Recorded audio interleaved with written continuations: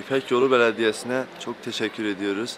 Sayın Sinan Aslan'ın bize verdiği her şeye çok teşekkür ediyoruz. Bize bu imkanları sağlayan İpek Yolu Belediyesi ve Sinan Aslan'a teşekkür ediyoruz. Basketbol sahamız var, ondan sonra futbol sahamız var, hocalarımız var, bize yardımcı oluyorlar. Gelecekte futbolcu olmak istiyoruz.